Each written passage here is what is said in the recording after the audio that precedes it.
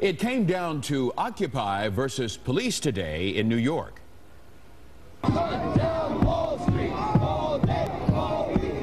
In what they dubbed a day of action, Occupy Wall Street protesters actually tried to move in on Wall Street and get close to the New York Stock Exchange. The NYPD says 7 officers were hurt in the clash with occupiers, and someone shot this video, police pulling a woman who was lying in the street. Witness says she was pulled by her hair.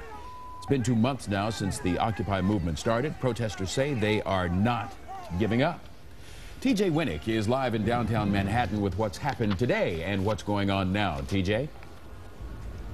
Clyde, good afternoon. Behind me here is Zuccotti Park in Lower Manhattan. This is where the original Occupy Wall Street protesters began camping out exactly 2 months ago, as you mentioned. Now, they were evicted early Tuesday morning by the city of New York, but today they were back, and once again today they were out in force. As you also mentioned, their stated goal was to stop the New York Stock Exchange from opening this morning. While that certainly didn't happen, they did manage to shut down an intersection about a block away from the Stock Exchange. Overall, 175 protesters have been arrested today. Now, we can tell you at 3 o'clock the protests moved to subway stops around New York City, and at 5 o'clock at the beginning of rush hour they will try and cross the Brooklyn Bridge. But overall, Clyde, police say that protests here were peaceful. TJ, thanks for that report. Couple of quick questions. So what are protesters saying about the larger goals of this movement?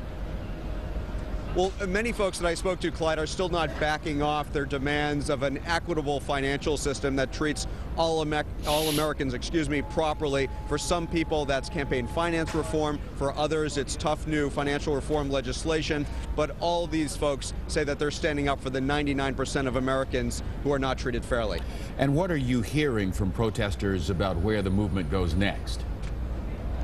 Well, that's a very good question, and that remains to be seen. I was at that intersection which was shut down, and I overheard a conversation between 2 middle-aged demonstrators. One asked the other, what's the plan now? The other said, I'm not sure that there is a plan. I think that this is day by day for these folks. They're certainly reacting to how the city treats them. They were kicked out of this park. They can't camp overnight now, but they are still making their presence felt. All right, that's TJ Winnick reporting live for us now from New York City. TJ, appreciate the live report.